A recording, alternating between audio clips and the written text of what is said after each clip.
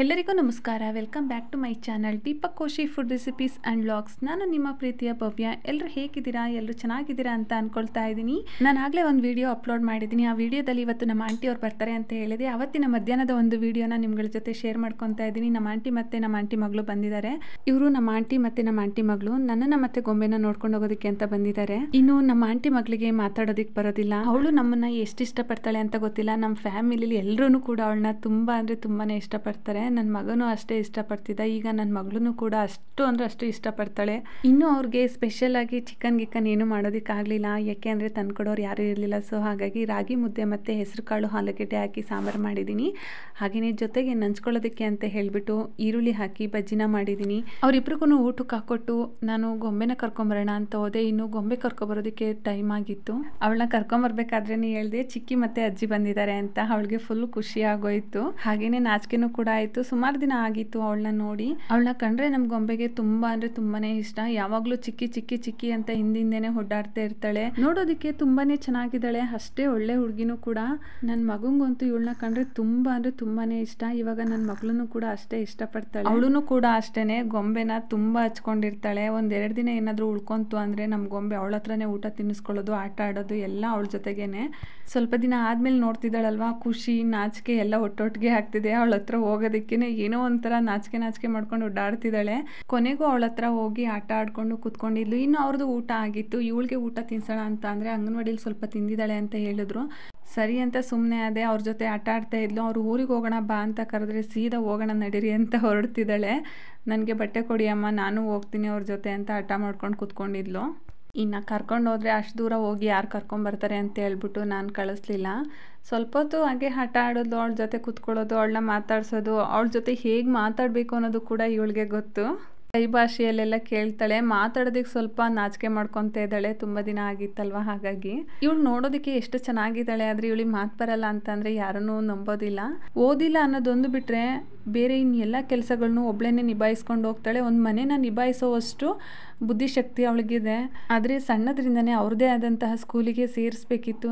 ಇದು ನಾವು ಎಷ್ಟು ಹೇಳಿದ್ರು ನಮ್ಮ ಚಿಕ್ಕಪ್ಪ ಸೇರಿಸ್ಲಿಲ್ಲ. ಆಗ ಅವ್ರಿಗೇನೆ ಅನ್ನಿಸ್ತಿದೆ ನಾನು ಅವಾಗ ಸ್ಕೂಲಿಗೆ ಸೇರಿಸ್ಬೇಕಿತ್ತು, ಅವಳಿಗೆ ಓದಿಸ್ಬೇಕಿತ್ತು, ಅವಳಿಗೂ ಒಂದು ದಾರಿ ಅನ್ನೋದಾಗ್ತಾ ಇತ್ತು ಅಂತ ಇವಾಗ ಅವ್ರ ಮನಸ್ಸಲ್ಲಿ ಕೊರೆಯುತ್ತಾ ಇದೆ.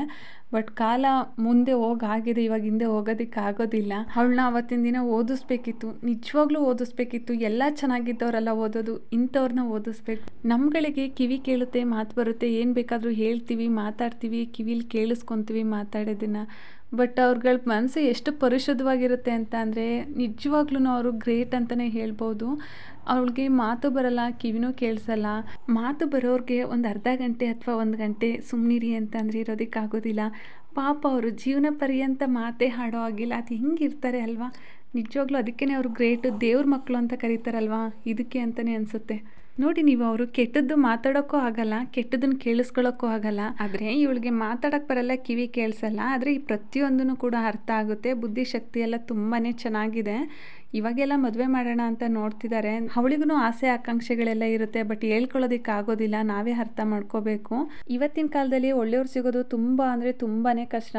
ಮದುವೆ ಆದಮೇಲೆ ಚೆನ್ನಾಗಿದ್ರೆ ಏನೋ ಪರವಾಗಿಲ್ಲ, ಚೆನ್ನಾಗಿದ್ದಾಳೆ ಅಂತ ನೋಡಿ ಖುಷಿ ಪಡ್ಬೋದು. ಆದರೆ ಏನಾದರೂ ಹೆಚ್ಚು ಕಡಿಮೆ ಆಯಿತು ಅಂತಂದರೆ ನಾವೇನೇ ತಾನೇ ಕಣ್ಣಲ್ಲಿ ನೋಡಬೇಕು. ಹಣವಂತನಿಗಿಂತ ಗುಣವಂತ ಸಿಕ್ಕಿದ್ರೆ ಖಂಡಿತ ನಾವು ಮದುವೆನ ಮಾಡ್ತೀವಿ.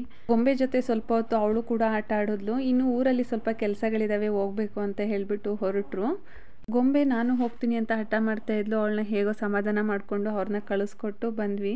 ಇನ್ನು ನಮ್ಮನೆಯವರು ಸಂಜೆ ಕೆಲಸ ಮುಗಿಸ್ಕೊಂಡು ಬರಬೇಕಾದ್ರೆ ತರಕಾರಿಗಳನ್ನ ತೊಗೊಂಬಂದಿದ್ರು. ಆ ತರಕಾರಿಗಳನ್ನೆಲ್ಲ ಜೋಡಿಸ್ಕೊಂಡೆ. ಇನ್ನು ಕುಂಬಳಕಾಯಿ ತೊಗೊಂಬಂದಿದ್ರು. ಕುಂಬಳಕಾಯಿ ಪಲ್ಯ ಮಾಡ್ಕೊಂಡು ತಿಂದು ತುಂಬ ದಿನ ಆಗಿತ್ತು. ಸೊ ಬೆಳಗ್ಗೆಗೆ ಕುಂಬಳಕಾಯಿ ಪಲ್ಯ ಮಾಡೋಣ ಅಂತ ಅಂದ್ಕೊಂಡಿದ್ದೀನಿ. ಎಲ್ಲಿ ಮರಕುಡ್ಕ ಸಿಕ್ತು ಅನ್ನೋದು ಗೊತ್ತಿಲ್ಲ ನನ್ನ ಮಗಳಿಗೆ. ಇವತ್ತು ಫುಲ್ ಮರಕುಡ್ಕದ ದಿನನೇ ಆಗೋಯ್ತು ರಾತ್ರಿ ಎಲ್ಲ. ಎಷ್ಟು ನೋಡಿದ್ದೀರಾ?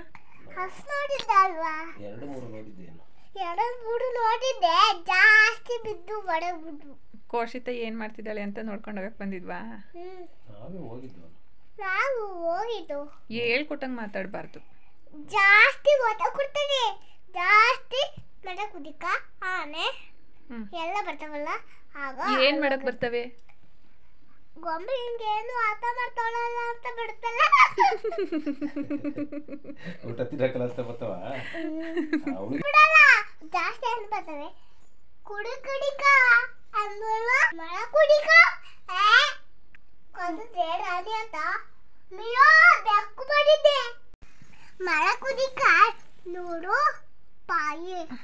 ಮರ ಕುಡ್ಕ 100 ರೂಪಾಯಾ? ಆಮೇಲೆ ಮರ ಕುಡಿಕ ಅದು ಎಷ್ಟು ಸಲ ಬರುತ್ತೆ ಮರ ಕುಡಿಕ?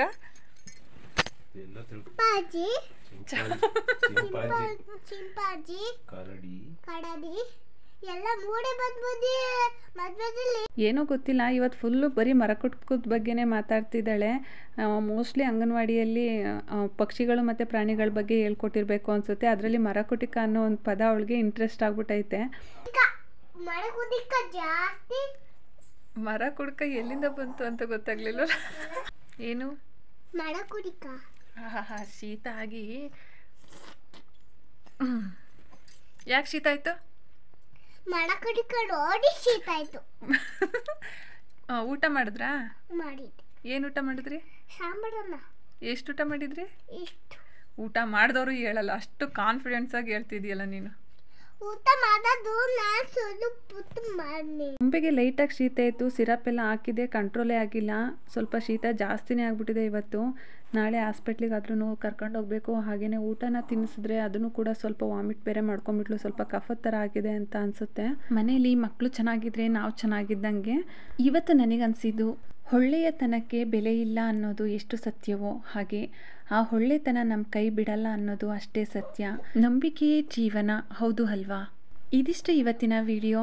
ಈ ಒಂದು ವಿಡಿಯೋ ನಿಮಗೆಲ್ಲ ಇಷ್ಟ ಆಗುತ್ತೆ ಅಂತ ಭಾವಿಸ್ತಾ ಇದ್ದೀನಿ. ನನ್ನ ಈ ಒಂದು ಚಾನಲ್ಗೆ ನೀವೇನಾದರೂ ಹೊಸಬ್ರಾಗಿದ್ದರೆ ದಯವಿಟ್ಟು ಸಬ್ಸ್ಕ್ರೈಬ್ ಮಾಡ್ಕೊಂಡು ನೋಡಿ. ಧನ್ಯವಾದಗಳು.